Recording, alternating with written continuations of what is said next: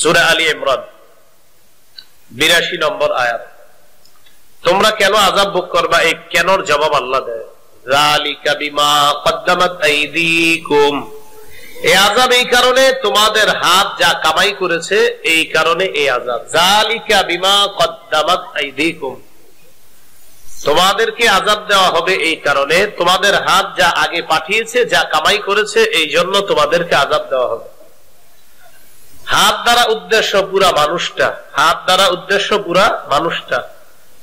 যেহেতু সাধারণত হাতের মাধ্যমে মানুষ সাধারণত তাদের গুরুত্বপূর্ণ কাজগুলা সম্পাদন করে, এই জন্য আল্লাহ বললেন তোমাদের হাত যা পাঠিয়েছে, তোমাদের হাত যা কর্ম করেছে, এই হাতের কৃত কর্মের কারণে তথা তোমাদের কৃত কর্মের কারণে তোমাদেরকে আযাব দেওয়া হবে।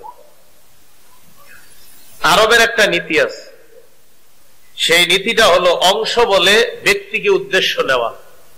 অংশ বলে কাকে উদ্দেশ্য নেয়? ব্যক্তি। বলেন হাত কি ব্যক্তি না অংশ? যেখানে আল্লাহ হাত বলবে এখানে উদ্দেশ্য ব্যক্তি উদ্দেশ্য হবে। যেমন তাব্বাত ইয়াদা আবি লাহাব, আবু লাহাবের 2 হাত ধ্বংস হোক, উদ্দেশ্য আবু লাহাব ধ্বংস হোক। উদ্দেশ্য কি ধ্বংস হোক? আবু লাহাব। তাহলে সেখানে আল্লাহ আবু লাহাব না বলে বলছে আবু লাহাবের অংশ, হাতের কথা বলছে, এর মানে আবু লাহাব ধ্বংস। তো আল্লাহ বলেন তোমরা আযাব কেন ভোগ করবা? তোমাদের কৃত কর্মের কারণে, যা তোমাদের হাত কামাই করছে, এটা তোমাদের অপরাধ। আমি আল্লাহ তোমাদের উপর জুলুম করি নাই, এটা বলে দিচ্ছেন। ওয়া আন্নাল্লাহা লাইসা বিযাল্লামিল লিল আবিদ, আল্লাহ তাআলা বান্দাদের প্রতি জুলুম করেন না, আল্লাহ কারো প্রতি অবিচার করেন না। অন্য আয়াতে আল্লাহ বলেন ওয়ামা রাব্বুকা বিযাল্লামিল লিল আবিদ, আপনার রব জুলুম করেন না।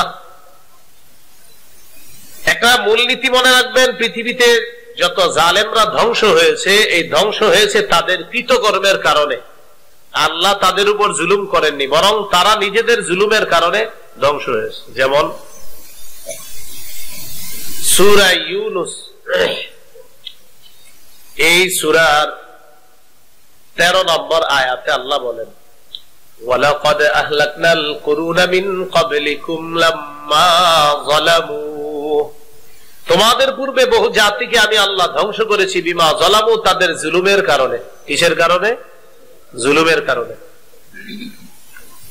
সূরা হুদের 109 নম্বর আয়াত পর্যন্ত, সূরা হুদের 109 নম্বর আয়াত পর্যন্ত, এর আগে অনেকগুলো আলোচনা আছে।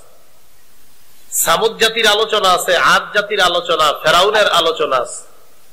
আলোচনাগুলো করার পর আল্লাহ তাআলা আমাদের নবীকে বলেন যালিকা মিন আম্বাইল কুরআন নাকুসুহু আলাইকা মিনহা কাইমু ওয়া হাসীদ।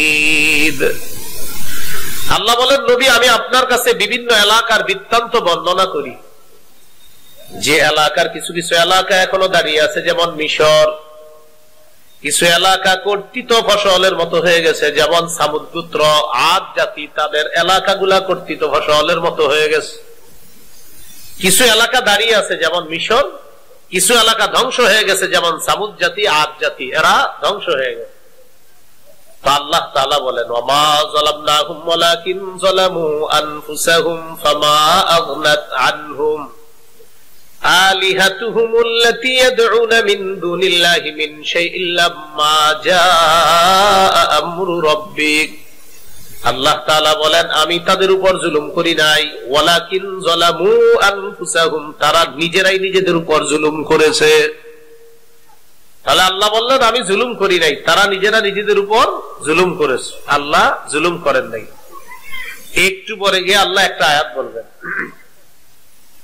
ওয়াকাযালিকা আখযু রাব্বিকা ইযা আখাযাল কুরা ওয়া হিয়া যালিমা। নবী আপনার রবের পাকড়াও বড় মজবুত, যখন তিনি কোন জালেম সম্প্রদায়কে পাকড়াও করেন তার মজবুত হয়, তার পাকড়াটা হয় বড় মজবুত, ধরাটা হয় বড় মজবুত। আল্লাহ বলেন ইন্না আখযাহু আলীমুন শাদীদ, আল্লাহর পাকড়াও আলীমুন যন্ত্রণাদায়ক, শাদীদুন কঠিন যন্ত্রণাদায়ক। আল্লাহর পাকড়াও কঠিন যন্ত্রণাদায়ক, কঠিন পীড়াদায়ক আল্লাহর পাকড়াও। সহিহ বুখারীর বর্ণনা 4686 নম্বর হাদিস। এই হাদিসের মধ্যে আছে قال رسول الله صلى الله عليه وسلم ان الله لا يملي للظالم حتى اذا اخذه لم يفلته। আল্লাহ তাআলা জালেমকে সুযোগ দেয়, ঢিল দেয়, যখন ধরে ফেলে তখন আল্লাহ তাআলা আর জালেমকে ছাড়েন না, কঠিন ভাবে আল্লাহ ধরেন। জালেমকে আল্লাহ তাআলা কঠিন ভাবে ধরেন। এই জন্য মনে রাখতে হবে, জালেমের জুলুম যদি কেউ স্বীকার না করেন, আর যদি আপনি তার পক্ষে কথা বলেন, তার জুলুমের পক্ষে কথা বলেন, আগুনের জন্য তৈরি থাকেন। কিসের জন্য তৈরি? আগুনের জন্য তৈরি। সূরা হুদের 113 নম্বর আয়াতে আল্লাহ বলেন, ওয়ালা তারকানু ইলাল্লাযীনা যালামু ফাতামাসসাকুমুন নার। তোমরা জালেমদের প্রতি ঝুঁকে পড়ো না, অনুরক্ত হয়ে পড়ো না। এই আয়াতের ব্যাখ্যায় মুফাসসিরিনে কেরাম বলেন, জালেমের দু চারটা ভালো কাজ দেখে তার প্রতি ঝুঁকে পড়ো না, তাকে প্রশংসায় ভাসিয়ে দিও না। জালেমের দু চারটা ভালো কাজ দেখে তাকে প্রশংসায় ভাসিয়ে দিবা না, একদম রাবেয়া বসরি বানায় দিও না। আল্লাহ তাআলা বলেন, যদি এটা করো ফাতামাসসাকুমুন নার, আগুন তোমাকে পাকড়াও করবে, তোমাদেরকে স্পর্শ করবে। এই জন্য মনে রাখবেন, কোন জালেম তার পুনর্ভাষণ যদি হয়, কোন জালেমের পুনর্ভাষণ মানে পরবর্তী টার্গেটটা আপনি হবেন, মাথা রাখবেন। কোন জালেমকে যদি আপনি সুযোগ দেন, তো পরবর্তী জুলুমের টার্গেট আপনি হবেন। লিখে রাখতে পারেন, এখন বয়স কম আমার, কিন্তু যেটা বললাম লেখেন। এই জন্য কোন জালেমের জুলুমকে সমর্থন করবেন, তো পরবর্তী টার্গেট হওয়ার জন্য আপনি তৈরি থাকেন, নিশ্চিত কথা। আল্লাহ আমাদেরকে বুঝার তৌফিক দান করেন। এই জন্য সাবধান, কোন জুলুমের পুনর্বাসন যেন স্বার্থের কারণে না হয়। স্বার্থের পুনর্বাসন নির্মম পরিণতি বরণ করতে হবে, এ নিশ্চিত কথা। আল্লাহ তাআলা বলেন, ওয়ান্নাল্লাহা লাইসা বিযাল্লামিল লিল আবিদ। আল্লাহ তাআলা বান্দাদের প্রতি জুলুম করেন না। আল্লাহ বান্দাদের প্রতি কি করেন না? জুলুম করেন না। আমার সাথে একটা বাংলা বলেন, পরে হাদিসটা শোনাই। বলেন, খালেক জুলুম করা নিজের জন্য হারাম করে নিয়েছেন। বলেন তো, আল্লাহ নিজের জন্য কোন কাজটা হারাম করে নিয়েছেন? জুলুম করা। জুলুম করাটা আল্লাহ নিজের জন্য হারাম করে নিয়েছেন। এবার বলেন, মাখলুকের জন্য একজন আরেকজনের উপর জুলুম করা হারাম করে দিয়েছেন। তাহলে খালেক জুলুম করা হারাম করে নিয়েছেন, আর মাখলুক জুলুম করাটা হারাম করে দিয়েছেন। খালেক বলেন, আমি জুলুম করি না, ও মাখলুক তোমরাও জুলুম করবা না। সহিহ মুসলিমের বর্ণনা 2577 নম্বর হাদিস, হাদিসে কুদসি আল্লাহ বলেন, ইয়া ইবাদি ইন্নী হারামতু যুলমা আলা নাফসি।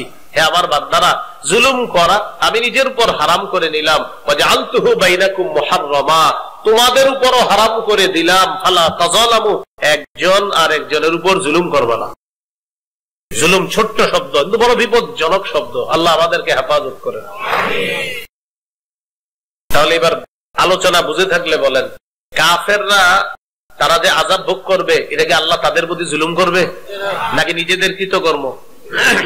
কৃতকর্ম। এখন আল্লাহ বলেন, আল্লাহ তার বান্দাদের উপর জুলুম করেন না। যারা বলে, কি বলে যারা? আল্লাযীনা ক্বালু ইন্নাল্লাহা আহিদা ইলাইনা আল্লা নু'মিনা লিরাসূলিন হাত্তা ইয়াতিয়ানা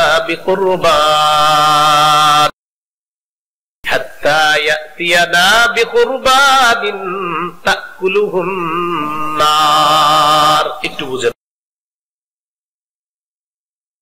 আগে নবীরা যারা দুনিয়াতে আসতো, তারা কোনো কোরবানি দিলে এই কোরবানি আদায় হয়েছে কিনা, কবুল হয়েছে কিনা, এটার সিস্টেম হলো কোরবানির পশুটা জবাই করে একটা উঁচু জায়গায় নিয়ে রেখে আসবে, সেখানে আসমানের আগুন আইসা এটাকে জ্বালিয়ে দিবে। এটা একটা বর্ণনা। আর একটা বর্ণনা এমন যে আগের নবীরা কোন কোরবানি পেশ করার পর কোরবানিটা পশুটা বাহিরে রেখে আসবে, তারা একটা ঘরে ইবাদতখানায় বসে বসে দোয়া করবে, আর ঘরের চারপাশে জাতি তাকায় তাকায় দেখবে যে আগুন আসে কিনা। তখন তারা দেখতো আসমান থেকে সাদা একটা আগুন আসতো, যে আগুনটায় তেমন কোনো আওয়াজও নাই, সেটার কোনো ধোঁয়াও নেই, আওয়াজও নাই আবার ধোঁয়াও নাই, এটা আইসা জ্বালায়া দিত। তাহলে বোঝা যাইত কি হইতো, কোরবানি কবুল হয়েছে। তবে এই নিয়মটা দুই নবীর জন্য ছিল না, একজন ঈসা নবী আর একজন আমাদের নবী মুহাম্মদুর রাসূলুল্লাহ সাল্লাল্লাহু আলাইহি ওয়াসাল্লাম। আমাদের শরীয়তের মধ্যে পশু পোড়ানো, এটা কি কোরবানি হবে? না। আমাদের নবীর শরীয়তে পশু জবাই করে গোস্ত খাওয়া, এটা হলো কোরবানি। পশু পুড়িয়ে ফেলা এটা কোনো কোরবানি না। তো আমাদের নবী আর ঈসা নবীর এই নিয়ম ছিল না। তাহলে বুঝে থাকলে বলেন তো, ঈসা নবীর আগে নবীদের কোরবানির নিয়ম ছিল কি পশুকে আইসা আগুন জ্বালিয়ে দিবে, তাহলে বোঝা যাবে কোরবানি কবুল হয়েছে। তখন ওই নবীরা কি করতো, এইভাবে কোরবানি পেশ করার পর জাতিকে বলতো, দেখো তোমরা বলছো কোরবানি পেশ করতে, এই যে আল্লাহ কোরবানি কবুল করছে, ঈমান আনো। তারপরও তারা ঈমান আনতো না। মানে ঈমানের দাওয়াত দিলে বলতো, আচ্ছা আপনি যে নবী, প্রমাণ কি? তো বলতেন, কি প্রমাণ চাও? ঠিক আছে, একটা কোরবানি পেশ করেন। এই কোরবানি যদি আসমানের সাদা আগুন আইসা জ্বালায়া দেয়, তাহলে বুঝবো আপনার কোরবানি কবুল হয়েছে, আপনি একজন নবী। জাকারিয়া নবী, ইয়াহিয়া নবী আর অসংখ্য নবী এরকম দেখিয়েছে, কিন্তু তারা ঈমান আনে নাই। উল্টা জাকারিয়া নবী, ইয়াহিয়া নবীকে তারা হত্যা করছে। আমাদের নবী ইহুদিদেরকে দাওয়াত দেওয়ার পর ইহুদিরা আমাদের নবীকেও বলল, আচ্ছা অন্যান্য নবীরা তো কোরবানি পেশ করতো প্রমাণ হিসাবে, আপনিও এরকম একটা কোরবানি পেশ করেন যেটাকে আগুন আইসা জ্বালায়া দিবে। এখন আপনি বলেন, আমাদের নবীর শরীয়তে কি আগুন জ্বালানোর এটা কি এই বিধান আছে? এরা আমাদের নবীর এই উদ্ভট যুক্তি দিত কেন? ঈমান না আনার ছুতা খুঁজত। রাসূলুল্লাহ সাল্লাল্লাহু আলাইহি সাল্লামকে আল্লাহ সান্ত্বনা দিয়ে বলতেছে, হাবিব কষ্ট নিয়েন না, আপনার পূর্বে বহু নবী এরকম প্রমাণ পেশ করেছে, করার পরেও তারা ঈমান আনে নাই, উল্টা নবীদেরকে হত্যা করছে। এই বিষয়টা আল্লাহ তাআলা কোরআনে বলে দিলেন। দেখেন কি বলে, আল্লাযীনা ক্বালু ইন্নাল্লাহা আহিদা ইলাইনা আল্লা নুমিনা লিরাসূলিন হাত্তা ইয়াতিয়ানা বিকুরবানিন তাকুলুহুন নার। যারা বলে আল্লাহ আমাদের সাথে অঙ্গীকার করেছেন, আল্লাহ নুমিনা লিরাসূলিন, কোন রাসূলকে আমরা ততক্ষণ বিশ্বাস করব না। দেখেন কি বলে, যারা বলে, ইহুদিরা বলে আল্লাহ আমাদের সাথে অঙ্গীকার করেছেন, আল্লাহ আমাদের সাথে অঙ্গীকার করেছেন। কি অঙ্গীকার? এই অঙ্গীকার, আল্লাহ নুমিনা লিরাসূলিন, আমরা কোন রাসূলকে ততক্ষণ বিশ্বাস করব না, হাত্তা ইয়াতিয়ানা বিকুরবান, রাসূল যতক্ষণ কোন কোরবানি পেশ না করবে ততক্ষণ যেন রাসূলকে বিশ্বাস না করি। ইহুদিরা আমাদের নবীরে বলতেছে, আরে আল্লাহ তো আমাদের কাছ থেকে অঙ্গীকার নিছে, আমরা রাসূলকে ততক্ষণ বিশ্বাস করব না যতক্ষণ রাসূল কোরবানি পেশ না করে। কোন কোরবানি? তাকুলুহুন নার, যে কোরবানিটা আগুন এসে খেয়ে ফেলবে, জ্বালিয়ে ফেলবে, এটা আকাশে নিয়ে যাবে। এই কোরবানি পেশ না করা পর্যন্ত আমরা যেন ঈমান না আনি, এটা আল্লাহ আমাদের কাছ থেকে অঙ্গীকার নিছে। এটা কাদের বক্তব্য? ইহুদিদের। এখানে দুইটা কথা শুনেন। প্রথম কথা, মুফাসসিরিনে কেরামের একদল বলেন, তাওরাতের মধ্যে যদি এই কথা লেখাও থাকে যে আল্লাহ অঙ্গীকার নিছে ততক্ষণ রাসূল বিশ্বাস করবা না, যতক্ষণ তিনি কোরবানি পেশ না করে ততক্ষণ রাসূল বিশ্বাস করবা না, এই অঙ্গীকার যদি আল্লাহ নিয়ে থাকে, তাওরাতের মধ্যে যদি দিয়ে থাকে, সর্বোচ্চ এতটুকু অঙ্গীকার নিছে আল্লাহ যে ঈসা নবী আর মুহাম্মদ সাল্লাল্লাহু আলাইহি সাল্লাম ছাড়া যত নবী আসবে তাদের ব্যাপারে এই অঙ্গীকার। এটা হলো প্রথম কথা।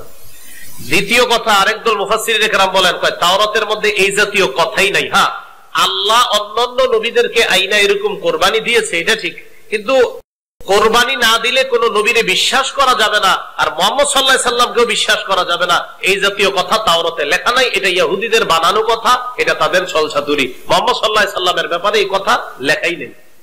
তাহলে দুইটা বিষয়, এক, লেখা থাকলেও এইভাবে লেখা আছে যে ঈসা নবী আর মুহাম্মদ সাল্লাল্লাহু আলাইহি সাল্লাম ছাড়া অন্য যত নবী আসবে তারা কোরবানি পেশ করা না পর্যন্ত তোমরা বিশ্বাস করবা না। দুই, আমাদের নবী আর ঈসা নবীরা এই জাতীয় কথাই লেখা নাই, এটা ইহুদিরা বানায়া বুনায়া বলে দেয় আমাদের নবীকে অন্যদের সামনে আপনার সমালোচিত করার জন্য, আর তারা ভাউতাবাজি করে ঈমান না আনার জন্য এই জাতীয় যুক্তিগুলা তারা পেশ করে। আল্লাহ তাআলা তাদেরকে বলেন, নবী আপনি বলেন, قد جاءكم رسل من قبلي بالبينات, আমার পূর্বে বহু রাসূল স্পষ্ট প্রমাণ নিয়ে দুনিয়াতে এসেছে, আমার পূর্বে বহু রাসূল স্পষ্ট প্রমাণ নিয়ে দুনিয়াতে এসেছে।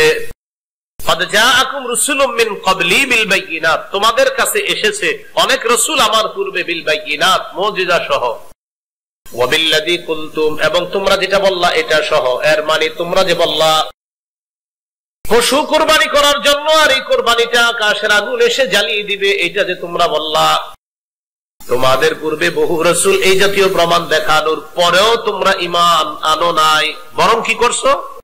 ফালিমা কাতালতুমুহুম, তাদেরকে কেন হত্যা করলা, অন্যান্য রাসূলদেরকে কেন হত্যা করলা। ইন কুনতুম সাদিকিন, তোমাদের দাবিতে যদি তোমরা সত্যবাদী হও, তোমরা তো বললা যে রাসূলকে তোমরা মেনে নিবা কখন, যদি দেখো আকাশের আগুন আইসা কোরবানির পশুটাকে জ্বালিয়ে দেয়, বিশ্বাস করবা। তো ঠিক আছে নবী, আপনি এই আগুনের বিষয়টা দেখাইলেন না, আপনার পূর্বে অসংখ্য রাসূল এই জাতীয় বিষয় দেখানোর পরেও তারা ঈমান আনে নাই, উল্টা রাসূলদেরকে হত্যা করেছে। জিজ্ঞাসা করেন এটা কেন করছে? তাহলে কি বোঝা গেল আয়াত থেকে? মূল বিষয়টা হলো তারা আমাদের নবীর উপর ঈমান আনতেন চায় না, এটা বুঝানোর জন্য তারা এদিক সেদিক করে কাটায় দিক। একবার কথা বললো কি আল্লাহ তাআলা ফকির আর আমরা হলাম ধনী, এটা বইলা ধরা খাইলো, আল্লাহ আয়াত নাযিল করছে। আবার বলল আপনি যদি নবী হন তাহলে একটা পশু আনেন, আনার পর এটা কোরবানি করেন, আকাশের আগুন যেন আইসা এটাকে খেয়ে ফেলে। আল্লাহ বললেন নবী আপনি বলেন। এই জাতীয় ঘটনা তো পূর্বের রাসূলরাও দেখাইছে, কই তারা তো তখনও ঈমান আনে নাই, উল্টা তাদেরকে হত্যা করছে। মূল উদ্দেশ্য হলো হাবিব এরা ঈমান আনবে না। এরপর আল্লাহ তাআলা বলেন নবী আপনারা তারা মিথ্যাবাদী বলে আপনি কষ্ট নিয়েন না, আল্লাহ নবীজিকে সান্ত্বনা দিচ্ছে। সুবহানাল্লাহ। দেখেন ফাইন কাযাবুকা ফাকাদ কুযযিবা রাসূলুম মিন ক্বাবলিক, তারা যদি আপনাকে মিথ্যাবাদী বলে, আপনার পূর্বের রাসূলদেরকেও মিথ্যাবাদী বলা হয়েছে। জাউ বিল বাইয়িনাত, তারা প্রমাণ নিয়ে এসেছে, মুজিজা নিয়ে এসেছে। ওয়া বিজ-জুবুরি, তারা নিয়ে এসেছে ওয়া জুবুরি সুহুফে ইব্রাহিম, তারা জুবুর নিয়ে এসেছে। জুবুর দ্বারা এখানে উদ্দেশ্য সুহুফে ইব্রাহিম, ইব্রাহিম নবীর সহিফা সমূহ, এগুলা নিয়ে এসেছে। ওয়াল কিতাবিল মুনির, আলোকিত কিতাব, মানে যে কিতাব আলো দেখায়, আল্লাহর আসমানি কিতাব, যে কিতাব আলো দেখায়, এমন কিতাব নিয়ে আপনার পূর্বের রাসূলরা এসেছে, মুজিজা নিয়ে এসেছে। আপনার পূর্বের রাসূলরাও এরকম পশু জবাই করে রেখে আসছে, আগুন আইসা এটাকে জ্বালিয়ে দিছে। হাবিব এগুলা দেখানোর পরেও আপনার পূর্বের রাসূলদেরকে মিথ্যাবাদী বলা হয়েছে, আপনারাও তারা মিথ্যাবাদী বলতেছে, আপনি কষ্ট নিয়েন না, একটু ধৈর্য ধারণ করেন, আমার সাহায্য আসবে। সূরা আনামের মধ্যে এই কথাটা আছে 34 নম্বর আয়াতে, ওয়ালাকাদ কুযযিবাত রুসুলুম মিন ক্বাবলিকা ফাসাবারু আলা মা কুযযিবু ওয়া উযু, আপনার পূর্বে রাসূলদেরকেও মিথ্যাবাদী বলা হয়েছে, ওয়া উযু তাদেরকে কষ্ট দেওয়া হয়েছে। ফাসাবারু আলা মা কুযযিবু ওয়া উযু হাত্তা আতাহুম নাসরুনা, তারা ধৈর্য ধারণ করেছে, মিথ্যাবাদী বলার পরেও তারা ধৈর্য ধারণ করেছে, কষ্ট দেওয়ার পরেও তারা ধৈর্য ধারণ করেছে। পুরস্কার কি এসেছে জানেন? হাত্তা আতাহুম নাসরুনা, পরিশেষে আমার সাহায্য তাদের কাছে আসছে, আমার সাহায্য তাদের কাছে আসছে। তো আমাদের নবীও তো সাহায্য পাইছে, ইহুদিদেরকে বের করে দিয়েছে না, সবাইকে বের করে দিয়েছিলেন, আল্লাহ সাহায্য করেছে। এই হলো সূরা আলী ইমরানের 184 নম্বর আয়াত পর্যন্ত আলোচনা। একটু বুঝেন, পরের যে অংশটা আসছে সেটা গুরুত্বপূর্ণ বিষয়। এই পর্যন্ত তিনটা বিষয় হলো, এক, কিছু মানুষ কৃপণতা করে যাকাত দেয় না, যারা দিবে না তাদের গলায় যাকাত যোগ্য সম্পদটাকে সাপ বানায়া বেরির মতো পড়ায়া দেওয়া হবে। দুই, আবু বকর সিদ্দিক একজনে থাপ্পড় দিয়েছিল আল্লাহর ব্যাপারে উল্টা পাল্টা কথা বলার কারণে। ইহুদি আবু বকর সিদ্দিক রাদিয়াল্লাহু তাআলা আনহুকে মিথ্যাবাদী সাব্যস্ত করতে চেয়েছিল, আল্লাহ কোরআনের আয়াত নাযিল করে সত্যের বিষয়টা জানিয়ে দিলেন। তিন নাম্বার, ইহুদিরা ছলছাতুরি করে খালি নবীর উপর ঈমান না আনার জন্য। সর্বশেষ আমাদের নবীরে বলে আপনি নবী হইলে একটা কোরবানি পেশ করেন যেটাকে আগুন আইসা খেয়ে ফেলবে। তখন আল্লাহ বলে দিলেন হাবিব এরা এগুলা শুধুমাত্র বাহানা, এরা ফাও কথা বলে। আর মুফাসসিরিন কেরাম এখানে দুইটা কথা বলছে, আমি মাঝখানে বলেছিলাম। এক, তাওরাতে এই জাতীয় কথা লেখাই নেই। দুই, লেখা থাকলেও এইভাবে আছে যে ঈসা নবী আর মুহাম্মদ সাল্লাল্লাহু আলাইহি সাল্লাম ছাড়া আগের যত নবী তাদের ব্যাপারে হলো এই মাসালা যে একটা পশু এটাকে কোরবানি করা হবে, আসমানের আগুন আইসা এটাকে জ্বালায়া নিবে। শেষে আমাদের নবী বলেন হাবিব ঠিক আছে ধরে নিলাম আপনি পশু এইখানে দিবেন আর আগুন আইসা জ্বালায়া দিবে। এদেরকে বলেন তাদের পূর্ববর্তী জাতির কাছে ইহুদিদের কাছে রাসূলরা আসছে কি নিয়ে? এরকম প্রমাণ নিয়ে আসছে, আসার পরেও তারা তাদেরকে হত্যা করছে, ঈমান আনে নাই। সর্বশেষ 4 নম্বর কথা আল্লাহ বললেন হাবিব এরা আপনারই মিথ্যাবাদী বলে আপনি কষ্ট নিয়েন না, আপনার পূর্বের রাসূলদেরকেও মিথ্যাবাদী বলা হয়েছে। 5 নম্বর গুরুত্বপূর্ণ আলোচনা আজকের সূরা আলী ইমরানের 185 নম্বর আয়াতে আল্লাহ বলেন হাবিব এবার সবাইরা জানায়া দেন, আপনি ঈমানদারদেরকেও জানায়া দেন, আর এই যে বেঈমান যারা আপনার উপর ঈমান আনে না এদেরকেও জানায়া দেন। কুল্লু নাফসিন যায়িকাতুল মাউত, প্রত্যেকটা নফস মৃত্যুর স্বাদ গ্রহণ করবে, ইহুদিরাও মৃত্যুর স্বাদ গ্রহণ করবে। বলে দেন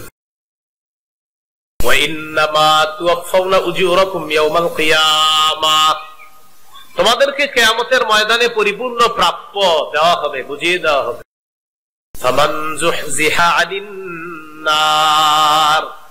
যাকে জাহান্নাম থেকে দূরে রাখা হবে, ওয়া উদখিলাল জান্নাহ, এবং যাকে জান্নাতে প্রবেশ করানো হবে, ফাকাদ ফাজ, সে সফল কাম হয়ে যাবে। তাহলে আল্লাহ এখানে গুরুত্বপূর্ণ একটা কথা বলে দিয়েছেন। দুনিয়াতে আমি আপনি যে যা করি, আল্লাহ বলেন যাকে জাহান্নাম থেকে দূরে রাখা হবে আর জান্নাতে প্রবেশ করানো হবে, সেই কি হবে? সফল কাম হবে। মৃত্যু আমার আপনার সবার জীবনে আসবে, এটা চূড়ান্ত সত্য কথা। সূরা আহজাবের 16 নম্বর আয়াতে আল্লাহ বলেন,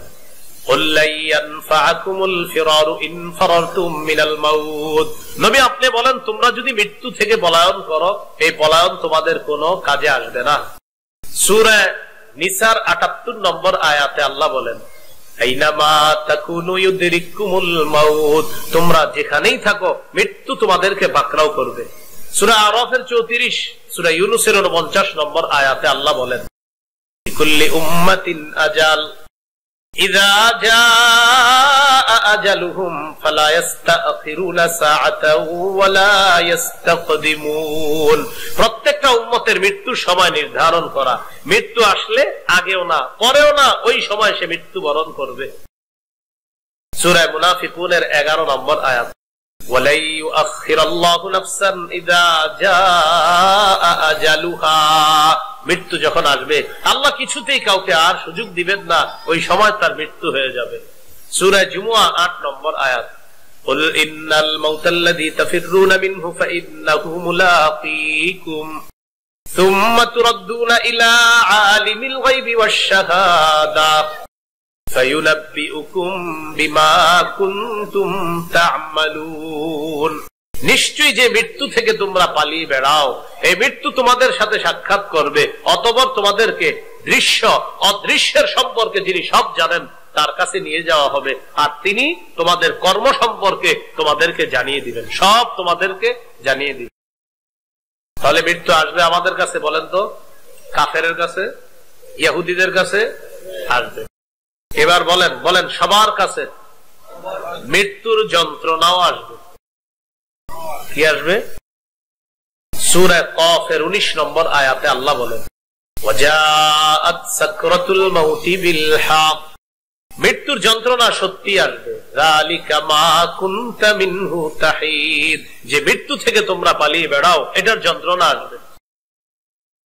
সূরা ওয়াকিয়া 83 থেকে 85 নম্বর আয়াত, অনেকে এই সূরাটা পড়েন, দেখেন তো আয়াতগুলো আছে কিনা। ফালাউলা ইযা বালাগাতিল হুলকুম, আছে না? ওয়া আনতুম হিনাইযিন তানজুরুন ওয়া নাহনু আকরাবু ইলাইহি মিনকুম ওয়ালাকিন লা তুবসিরুন। মৃত্যু পথযাত্রীকে তোমরা আটকিয়ে রাখতে পারবা না, যখন তার প্রাণ উষ্ঠাগত হবে তখন তোমরা তাকে আটকে রাখতে পারবা না, চেয়ে চেয়ে তোমরা দেখবা। ওয়া নাহনু আকরাবু ইলাইহি মিনকুম, আমি তোমাদের চেয়ে তার অধিক নিকটে থাকি, আল্লাহ বলেন। ওয়ালাকিন লা তুবসিরুন, তোমরা তা দেখো না। সূরা কিয়ামা 26 থেকে 30 নম্বর আয়াত, ইমাম সাহেবরা ফজরের নামাজে এই সূরাটা বেশি তেলাওয়াত করে দেখবেন। সূরা কিয়ামা, কাল্লা ইযা বালাগাতিত তারাকিয়া ওয়া কিলা মান রাক ওয়া যান্না আন্নাহুল ফিরাক ওয়ালতাফাতিস সাকু বিস-সাক ইলা রাব্বিকা ইয়াওমাইযিনিল মাসাক। কখনোই মৃত্যু পথযাত্রীকে আটকে রাখতে পারবা না, যখন তার প্রাণ উষ্ঠাগত হবে আশেপাশ থেকে বলা হবে অ্যাম্বুলেন্স কোথায়, মান রাক, এই ডাক্তার কোথায়, কে আছে ঝাড়ফুঁককারী, কে আছে ঔষধ দেওয়ার মতো, আছেন ডাক্তার সাহেব। রকের শাব্দিক অর্থ হলো ঝাড়ফুঁককারী, এখানে উদ্দেশ্য ডাক্তার কবিরাজ, যা বলেন আসেন আসেন ডাক্তার সাহেব আসেন। আল্লাহ বলেন ওয়াযান্না আন্নাহুল ফিরাক, মৃত্যু পথযাত্রী বিশ্বাস করে ফেলে সে এই পৃথিবী থেকে বিচ্ছিন্ন হয়ে চলে যাবে, চিরতরে আমাদেরকে বিদায় জানাবে সে। ওয়ালতাফাতিস সাকু বিস-সাক, পায়ের নলা একটা আরেকটার সাথে লেগে যাবে, মিলে যাবে।